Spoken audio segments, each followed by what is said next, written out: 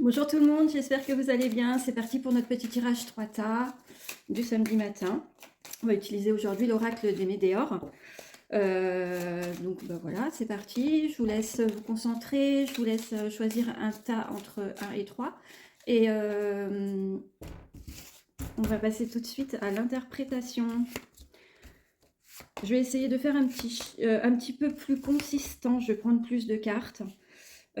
Histoire de faire un petit peu plus consistant au niveau du contenu, au niveau de la lecture aussi. Voilà, 1, 2, 3, 4, 5, je prends 5 cartes. 5, 2, 3, 4 et 5. Donc, j'espère que vous avez choisi. Sinon, vous écoutez les messages. Voilà, c'est comme tout le monde, comme à chaque fois, pardon. Je me répète encore et toujours, mais c'est du général. Donc, si ça ne vous parle pas, il n'y a pas de lézard, en fait. C'est logique. De même, ça peut ne pas vous parler aujourd'hui, mais peut-être que dans 2-3 jours, ça va résonner. C'est logique aussi, c'est du divinatoire. Donc, ça a parfois un petit coup d'avance sur la réalité de nos vies. C'est parti. Si vous avez choisi le tas numéro 1,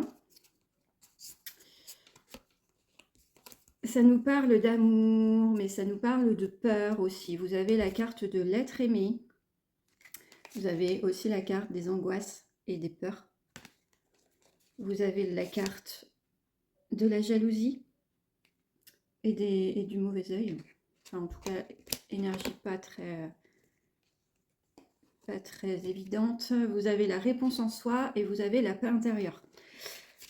Évidemment, ça nous parle de relationnel, évidemment, ça nous parle aussi du couple, ça nous parle de l'amour, mais en tout cas, l'être aimé, ça peut être, vous pouvez aussi adapter ça par rapport à un enfant ou par rapport à quelqu'un qui vous est très cher, même si ce n'est pas vraiment le binôme amoureux.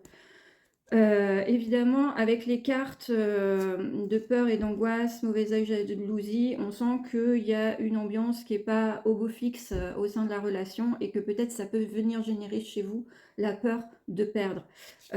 Moi, je ne peux pas m'empêcher de lier ces deux cartes, la jalousie et les angoisses et les peurs, parce que évidemment, on est dans une blessure quand on parle de ça. Lorsqu'on est jaloux, c'est parce qu'on a peur de perdre l'autre, c'est parce qu'il y a un manque d'estime de soi aussi.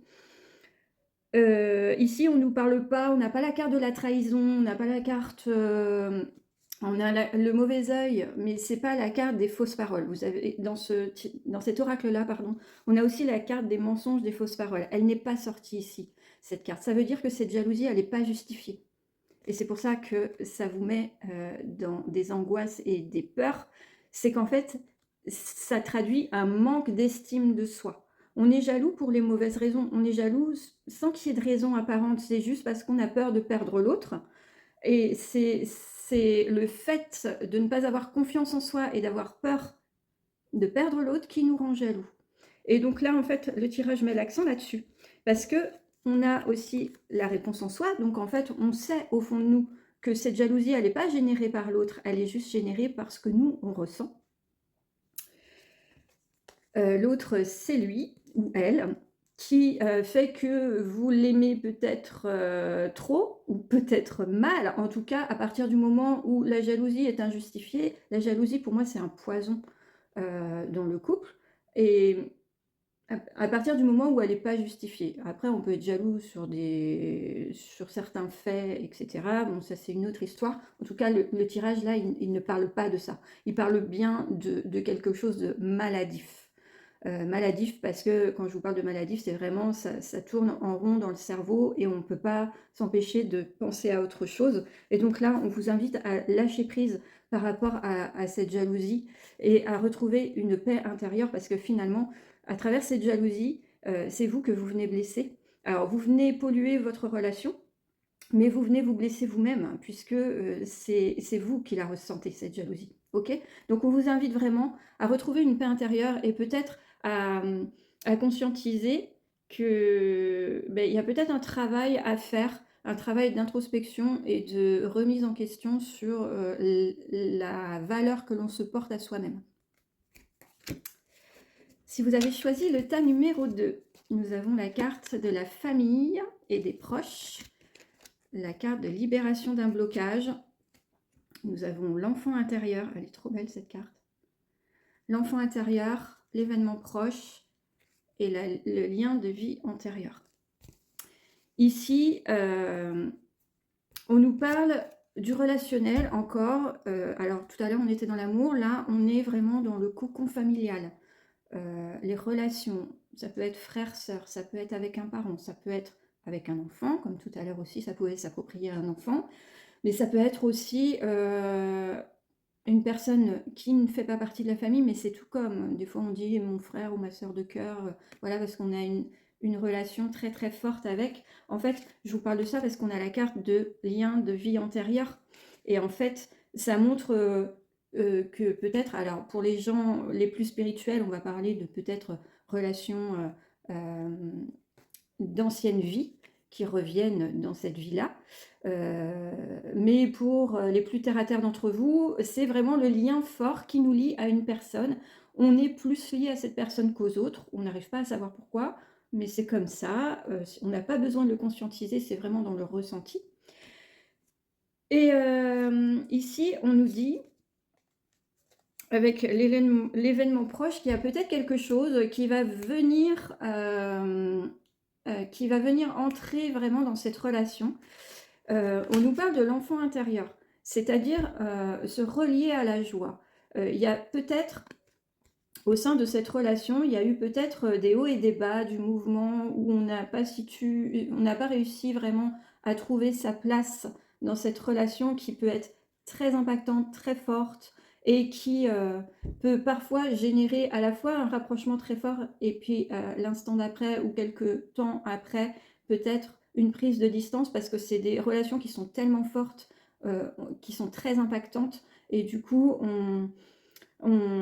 j'allais dire, comment je pourrais vous dire ça en fait, on vit les choses à 100 à l'heure en fait, c'est de l'ordre de la passion presque, et il y a ça manque de tempérance dans les rapports peut-être, souvent ce sont vraiment des relations très très fortes et où il y a vraiment de l'impulsivité.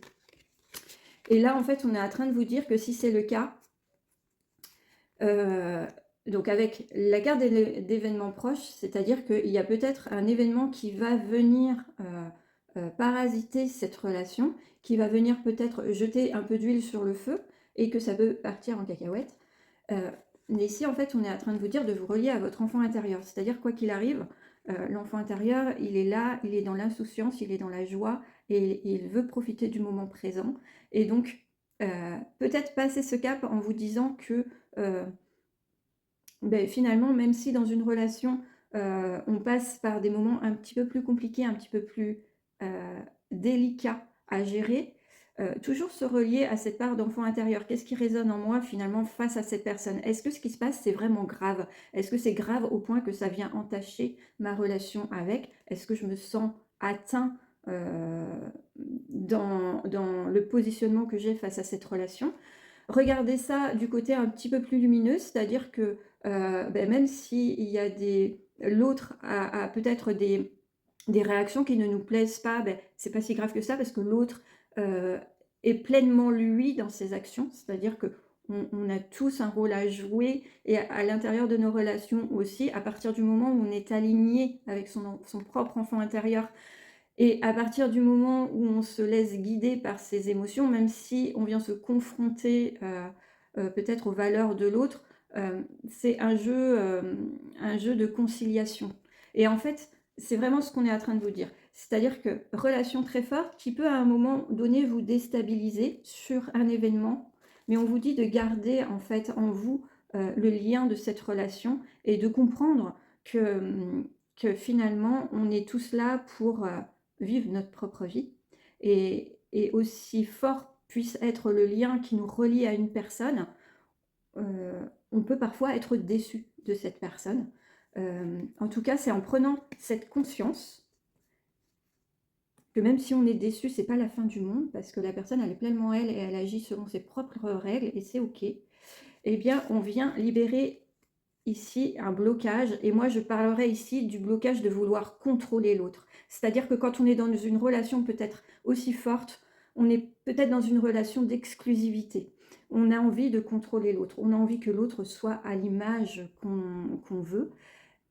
Et là, en fait, le tirage, il nous invite à avoir une réflexion là-dessus et à nous dire que l'autre, il a le droit d'être pleinement lui, même si ça ne correspond pas tout à fait à nos attentes. Ok? Si vous avez choisi le tas numéro 3, on a la carte de la vie antérieure, on a la carte de la tristesse, on a la carte de l'ancrage, on a la réconciliation. Et on a l'année en cours, donc moi je relis ça, on est en fin d'année, donc c'est vraiment le tirage pour ce qui va se passer là jusqu'à 2025. Hein. C'est une histoire qui peut avoir lieu jusqu'à fin d'année. On sent ici qu'il y a quelque chose qui est venu vous remuer. Alors c'est marrant hein, parce que là les tirages ils sont très sur l'aspect relationnel des choses. Hein. Notre relation, nous, par rapport à un autre ou une autre personne ou un groupe de personnes. On a quand même la réconciliation en fin de tirage. Mais avant tout ça, avant cette réconciliation, on a la carte de la tristesse et le besoin d'ancrage. Le besoin d'ancrage, c'est ce manque de sécurité. C'est-à-dire que c'est comme si dans une relation, on se sentait...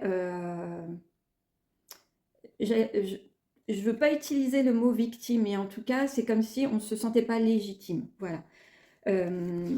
C'est la relation qui ne nous satisfait pas dans le sens où ça nous fait mal. C'est presque toxique parce qu'on n'arrive pas à se déployer. On n'arrive pas à s'imposer. On n'arrive pas à prendre sa place. Donc on a la carte de la tristesse qui fait qu'on se renferme sur soi. Le besoin d'ancrage parce qu'on se sent, on est pris dans nos peurs, dans notre manque de sécurité et on ne se sent pas mis en valeur au sein de la relation. Par-dessus, tout ça vient se jouer la carte de la vie antérieure. Alors, ma lecture à moi, c'est que si vous êtes dans ce cas, avec cette carte, moi ce que ça m'indique, c'est que quelque part, c'est un défi. On est en train de la vie est en train de vous mettre un défi. Vous êtes dans une relation. Alors, ça peut venir toucher la relation sentimentale, on peut être aussi de l'ordre du professionnel, un binôme professionnel, moi et mon patron, moi et mon collègue, moi et la personne que je dirige.